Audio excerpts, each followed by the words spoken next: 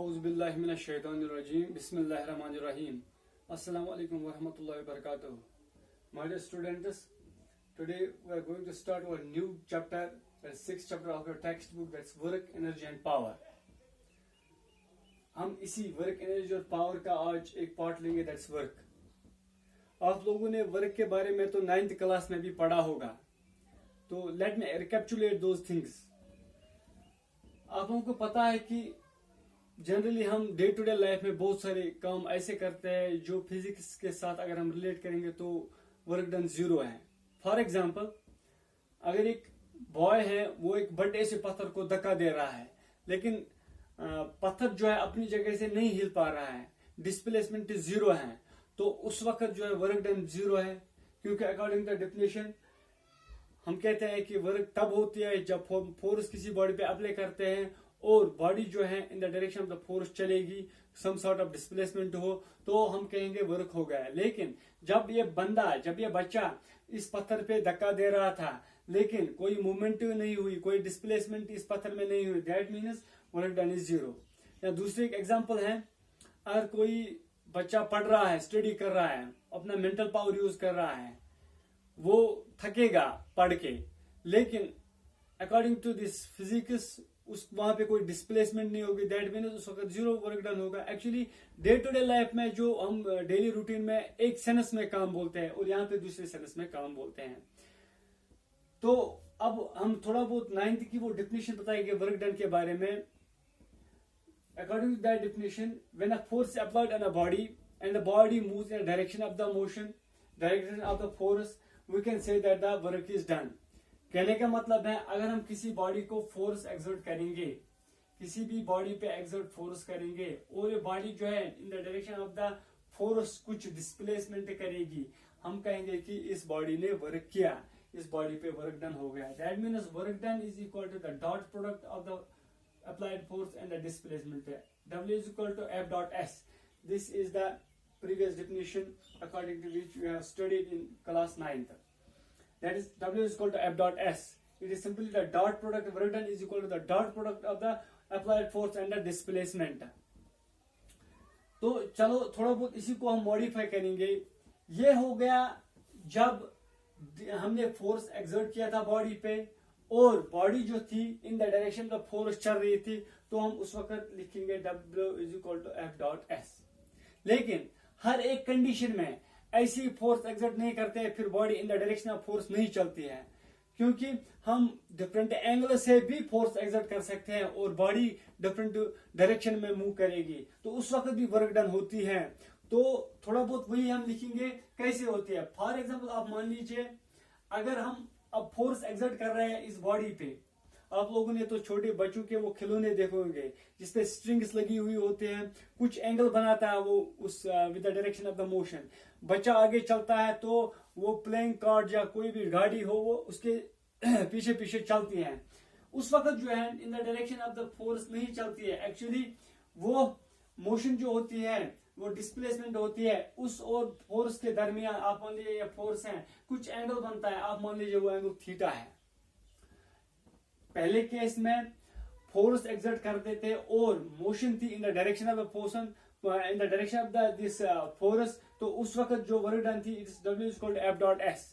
लेकिन हर वक्त इन the direction of the applied force body नहीं चलेगी, डायरेक्शन में भी different, the direction of the force में भी डिफरेंट है.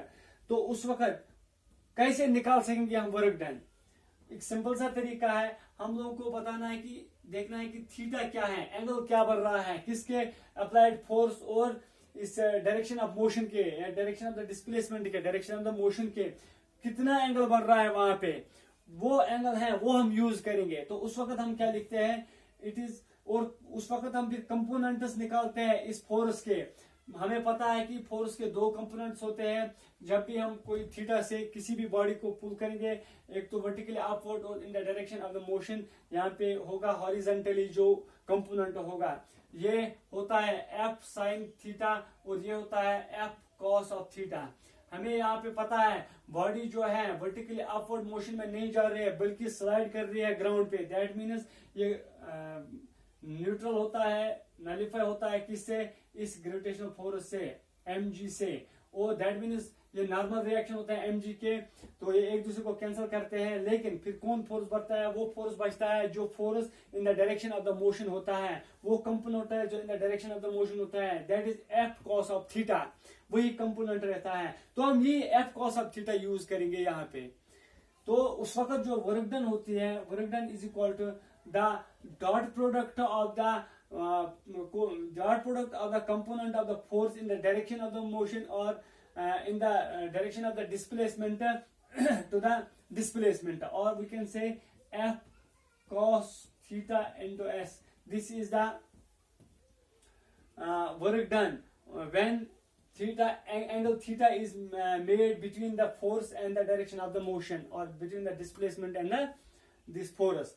तो उस वक्त जो वर्क डन होते हैं F cos of theta dot S, और मैं ऐसे लिखता हूं W is equal to mod of F dot mod of S cos of theta. तो ऐसे बनेगा मुझे वर्क डन। फिर से रिपीट करता हूं, मैंने आपको बताया पिछली बार 9th क्लास में हमने सुना है, हमने पढ़ा है कि work done is equal to F dot S, लेकिन ये वो कंडीशन है जब थीटा जो 0 डिग्री होता है, जब हम फोर्स अप्लाई करते हैं किसी बॉडी पे और body in the direction of the motion चलती है, तो उस वक्त हम W is equal to F dot S लिखते हैं। Simply work done is equal to dot product of the force and the displacement है।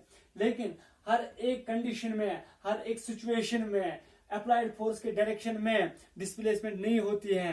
कभी कभार अप्लाइड फोर्स डिफरेंट डायरेक्शन में होता है और डिस्प्लेसमेंट डिफरेंट डायरेक्शन में भी होती है, उस वक्त डिस्प्लेसमेंट भी होती है, दैट मीन्स वर्क डन होती है, वर्क डन होता है उस वक्त। तो उस वक्त जो है किस तरीके से हम निकाल सकेंगे कि वर्क कितनी हुई, कितना काम हुआ। तो उस वक्त क्या करते हैं हम देखते हैं किस एंगल से इस फोर्स अप्लाई कर रहे थे, उस वक्त हम वो एंगल देखते हैं किसके दरमियान, एक तो अप्लाइड फोर्स और जो डिस्प्लेसमेंट होती है, डायरेक्शन ऑफ द डिस्प्लेसमेंट, उसके दरमियान कितना एंगल बनता है, उस एंगल को हम यूज करते हैं और हम फिर निकाल सकते हैं कितनी वर्क डन हो गई। उसके लिए मैंने बताया कि हम कंपोनेंट लिखते हैं किसका, फोर्स का, that F cos of theta हम यहाँ पे यूज करेंगे और फिर हम निकाल सकेंगे that is the dot product of the component of the force and the displacement, that's F cos of theta into S is the work done by the body. तो हो गई, अब हमें ये समझ आ गया कि वर्क डन ऐसी होती है, हम थीटा देख सकते हैं और डिस्प्लेसमेंट देख सकते हैं, तो ऐसे निकाल सकते हैं। ये वर्क डन जो होती है ये पॉजिटिव भी हो सकती है, ये वर्क डन नेगेटिव भी हो सकती है, ये वर्क डन 0 भी हो सकता है। तो कब पॉजिटिव है, कब नेगेटिव है और कब 0 होगा, चलो वही हम डिस्कस करेंगे। पहला जो केस है, पॉजिटिव कब होती है, वर्क डन कब पॉजिटिव होती है? वर्क डन तब पॉजिटिव होती है जब थीटा जो होता है इट इज ग्रेटर और equal to 0 but less than 90 degree. जब ये थीटा जो होता है, जब भी ये 0 से ज्यादा या 0 के बराबर होगा और 90 डिग्री से नीचे होगा, तो उस वक्त जो वर्क डन होती है पॉजिटिव होती है। फॉर एग्जाम्पल, आप मान लीजिए अभी थीटा 30 डिग्री है, मान लीजिए 30 डिग्री थीटा है, तो अगर थीटा 30 डिग्री है तो हमें बताना है कि वर्क डन कितना हो गया बाय दिस एक्सटर्नल फोर्स। एक इंपॉर्टेंट कंडीशन वो मैं न्यूमेरिकल के बाद, जब हम न्यूमेरिकल थोड़े इस टॉपिक पे करेंगे उस वक्त वो कंडीशन बताऊंगा कि कौन से फोर्स पे मुझे वर्क डन बताना है। इस वक्त जो एक्सटर्नल फोर्स एग्जर्ट कर रहे हैं तो इस पे बताना है कि अगर ये एक्सटर्नल फोर्स जो है 30 डिग्री एंगल बनाता है तो वर्क डन कितना है। मैंने कहा कि पॉजिटिव केस में जब थीटा 0 डिग्री से लेकर बट लेस देन 90 डिग्री होगा तो उस वक्त जो है वर्क डन पॉजिटिव होता है। मैंने अब एग्जांपल में आपको बताया कि अगर हम थीटा 30 डिग्री लेंगे तो वर्क डन कितना होगा। हमको पता है the work done is equal to F cos of theta into S, that is W is equal to F.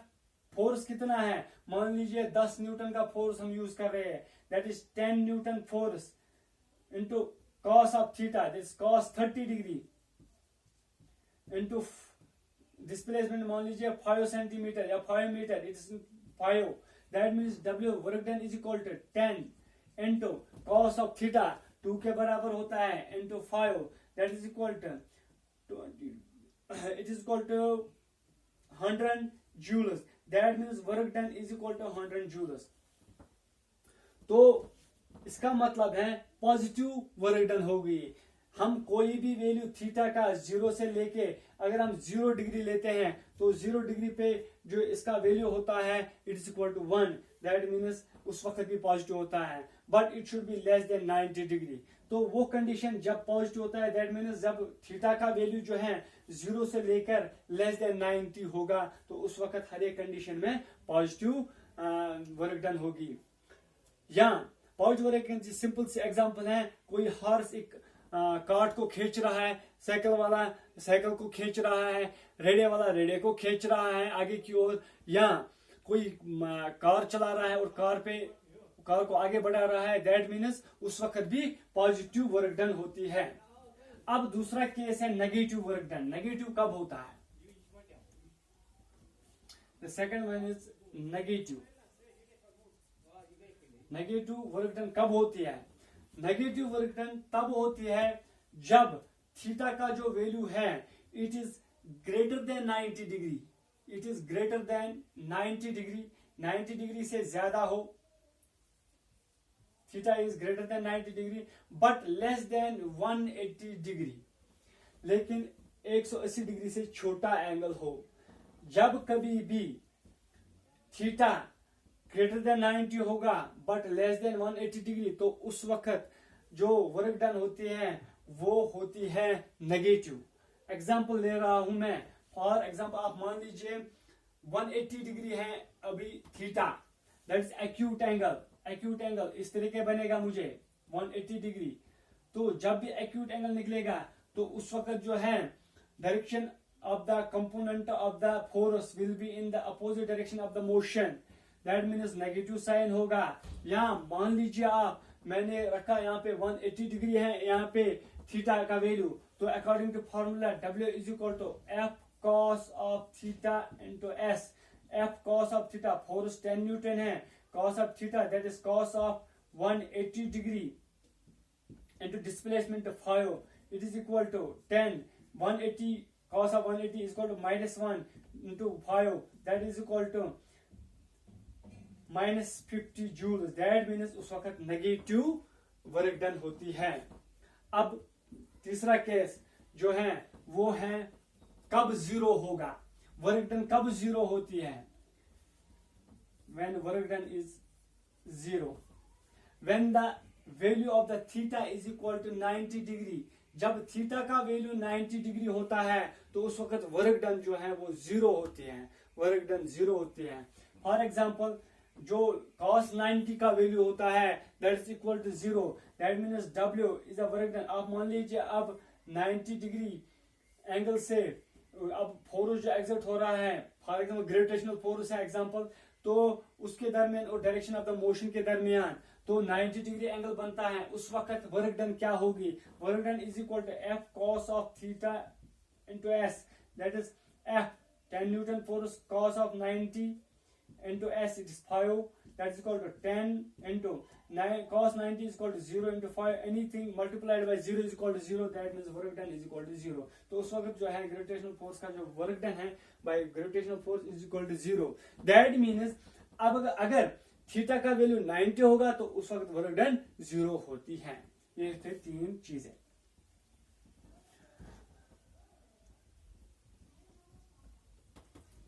तो नेगेटिव किस वक्त वर्क डन होती है? दैट मीन्स जब एंगल 180 से या 90 से ऊपर और 180 तक होता है तो उस वक्त वर्क डन जो है नेगेटिव होती है। फॉर एग्जांपल अगर हम अगेंस्ट ग्रेविटी कोई काम कर रहे हैं, एग्जांपल है उसकी नेगेटिव वर्क डन हो रहा है अगेंस्ट ग्रेविटी, या हम गाड़ी में चल रहे हैं और हमने ब्रेक्स अप्लाई किए, that means we are retarding the motion, that means negative work done होगी। तो ये है एग्जांपल्स कुछ। और अब मैं थोड़ी बहुत आपको एक न्यूमेरिकल बताऊंगा जिस न्यूमेरिकल से आपको क्लियरली समझ आएगा कि हमें किस तरीके से न्यूमेरिकल सॉल्व करने हैं, कंडीशन कौन से दिमाग में रखनी है न्यूमेरिकल सॉल्व करने के लिए। फॉर एग्जांपल अगर एक बॉडी है, इसका मैस है 10 kg, 10 kg मैस की बॉडी है और इस पे हमने फोर्स एक्सर्ट किया, say the force is equal to 50 newton force. और डिस्प्लेसमेंट है 5 मीटर। तो पहले सिंपल सी मैं एक कंडीशन होगा, हम कहेंगे कि direction of the force is in the direction of the displacement. 50 Newton का फोर्स एक्सर्ट किया, लेकिन वो 50 न्यूटन जो फोर्स एक्सर्ट किया उसकी डायरेक्शन और direction of the displacement same है, that means angle is zero. तो जब एंगल जीरो बनता है तो उस वक्त सिंपल सी बात है, work done is equal to F dot S direct. This the more in most of the cases this condition prevails. ज्यादातर बहुत सारी कंडीशन में यही कंडीशन प्रिवेल करते हैं कि direction of the force and direction of the displacement एक ही side में होते हैं। तो मान लीजिए अब एंगल यहाँ पे जीरो बन गया इनके दरमियान, तो work done is equal to F dot S. W is equal to F is the 50 Newton force into displacement is 5 is equal to 250 joules। तो वर्क डन 250 joules हैं। हो गई एक कंडीशन। अब यहाँ पे मैं एक क्वेश्चन आपको क्लियर करूंगा कि आपको क्वेश्चन ऐसे आएगा, if a body having 10 kg mass and a force of 50 Newton is applied on this body and the body moves in a direction of force with a displacement of 5 meter, find the